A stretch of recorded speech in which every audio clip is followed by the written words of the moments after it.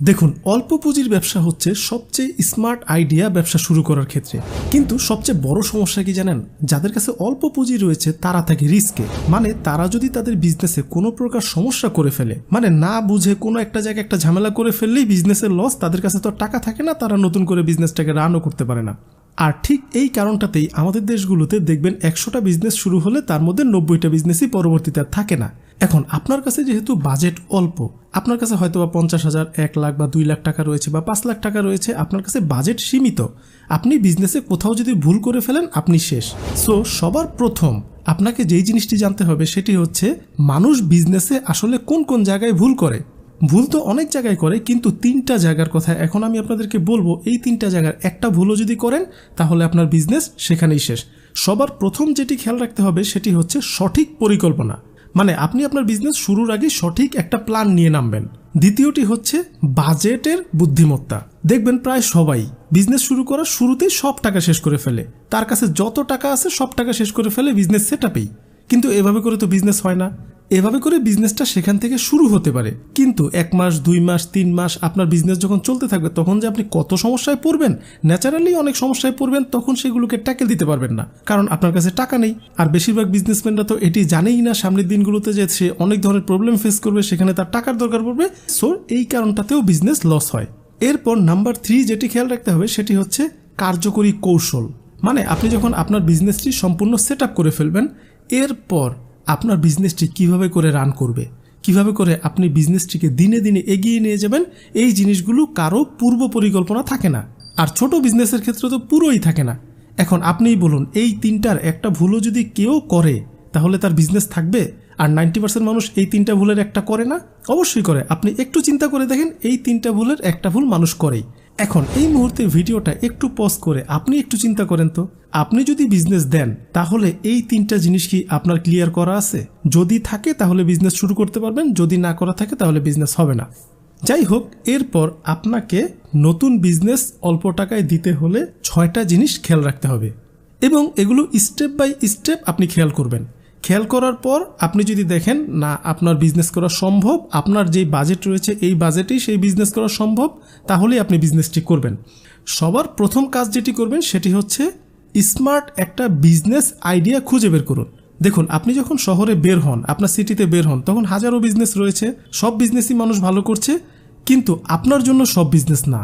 আপনার জন্য সেই বিজনেসটাই বেস্ট হবে যেই বিজনেসটা আপনি টুকটাক বোঝেন, বা আপনার সেই বিজনেসে ইন্টারেস্ট রয়েছে এবং আপনার বাজেটের মধ্যে সেই বিজনেসটা দেওয়া সম্ভব। সো সবার প্রথম আপনাকে একটু সময় নিয়ে, 1 মাস লাগুক, 15 দিন লাগুক, 2 মাস লাগুক, আপনাকে একটু সময় নিয়ে এমন একটা বিজনেস আইডিয়া খুঁজে বের করতে হবে যেই বিজনেসটি আপনি আসলেই করতে পারবেন। কারণ আপনার যদি ইন্টারেস্ট না থাকে তাহলে আপনি বিজনেসটি দেওয়ার শুরুতে খুব মোটিভেটেড থাকবেন, কিন্তু বিজনেসটা যখন সেট আপ হয়ে যাবে তখন আর আপনার ভালো লাগবে না, বোরিং লাগবে, বিরক্ত লাগবে, নানান ধরনের ঝামেলা আসলে আপনি বেশি বিরক্ত হয়ে যাবেন। সো তখন আর বিজনেসটাকে ধরে রাখতে পারবেন না। তাই বিজনেস শুরু করার আগেই এই বিষয়গুলো খেয়াল রাখতে হবে। দ্বিতীয় যেটি করতে হবে সেটি হচ্ছে স্মার্ট বাজেট ম্যানেজমেন্ট করুন। দেখুন, আপনার কাছে টাকা খুবই কম, আপনি যদি একটু এদিক সেদিক করে ফেলেন আপনার বিজনেস শেষ। সো আপনার খুব সূক্ষ্ম একটা বাজেট ম্যানেজমেন্ট করতে হবে। একটা আইডিয়াল বাজেট ম্যানেজমেন্ট আমি আপনাদেরকে দেই। ধরুন সাপোজ আপনার কাছে 1 লাখ টাকা রয়েছে। এখন এই 1 লাখ টাকার 50% টাকা, মানে 50,000 টাকা আপনি পণ্য বা দোকান যদি কোনো কিছু দেন সেইটাতে খরচ করবেন। 30% টাকা মার্কেটিংয়ের পিছনে খরচ করবেন। মানে এই যে আপনি বিজনেসটা দিয়েছেন, এটার জন্য তো অনলাইনে মার্কেটিং করা লাগতে পারে, অফলাইনে কোনো জায়গায় ব্যানার, সাইনবোর্ড কোনো কিছু করা লাগতে পারে, এই জায়গাগুলোতে খরচ করবেন। আর 20% টাকা আপনি জরুরি সময়ের জন্য রেখে দিবেন। মানে আপনার বিজনেস তো করছেন, বিজনেসের সমস্যা আসবেই আসবে, এটা গ্যারান্টি। সো সেই সময় আপনি যেন আপনার প্রবলেমগুলোকে সলভ করতে পারেন। এই হলো নাম্বার 2। নাম্বার 3 হচ্ছে মার্কেটিং এবং ব্র্যান্ডিং। দেখুন, এখন অনলাইনের যুগ, ডিজিটাল মার্কেটিং ছাড়া ব্যবসা টিকিয়ে রাখা প্রায় অসম্ভব। কারণ ডিজিটাল মার্কেটিংয়ের মাধ্যমেই আপনি খুব শর্টকাটে অনেকগুলো মানুষের কাছে পৌঁছে যেতে পারছেন। এখন ডিজিটাল মার্কেটিং আপনাকেই জানতে হবে এইরকমটা নয়, অনেক এজেন্সি রয়েছে, তাদেরকে টাকা দিলেই তারা বুস্ট করে দেয়। সো আপনি সোশ্যাল মিডিয়ার এই কাজগুলো করতে পারেন। পাশাপাশি নিজে ফেসবুক পেজ, ইউটিউব চ্যানেল খুলে সেখানে আপনার পণ্যের, আপনার দোকানের ছোট ছোট শর্ট ভিডিও করে আপলোড করতে পারেন। পাশাপাশি যদি এমন কোনো পণ্য হয় যেটার আপনি লাইভ করতে পারেন, তাহলে লাইভ করে আপনার সেই পেজ বা ইউটিউব চ্যানেলের মাধ্যমে মানুষকে আপনার পণ্য সম্পর্কে জানাতে পারেন। সো মার্কেটিং খুবই গুরুত্বপূর্ণ। বিজনেস শুরু করার আগেই আপনাকে এটি খাতা কলমে হিসাব করে নিতে হবে। আপনি বিজনেসটি শুরু করার পর কোন কোন জায়গায় কিভাবে করে কত টাকা খরচ করে মার্কেটিং করবেন এবং তার রেজাল্ট 1 মাস পর কি আসতে পারে, 2 মাস পর কি আসতে পারে, এই হিসেবগুলো আপনার খাতা কলমে আগেই থাকতে হবে। এরপর হচ্ছে স্টেপ নাম্বার 4। একটা জিনিস আপনাকে মাথায় রাখতেই হবে, সেটি হচ্ছে আপনি ছোট দিয়ে শুরু করেছেন, বড় কিছু করবেন।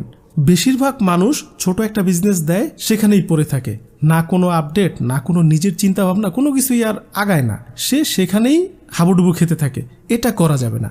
আপনি ছোট করে শুরু করেছেন, কিন্তু আপনার সেক্টরে তো অনেক জায়ান্টরা রয়েছে, তারা অনেক বড় বড় বিজনেস করতেছে। এখন তারা কিভাবে করতেছে, এতদূর তারা কিভাবে আগাচ্ছে, এই প্ল্যানগুলো আপনাকে জানতে হবে। জেনে টুকটুক করে আপনার বিজনেসে একটু একটু করে ইমপ্লিমেন্ট করতে হবে, আর এগুলো করার সাহস আপনার মনের মধ্যে থাকতে হবে।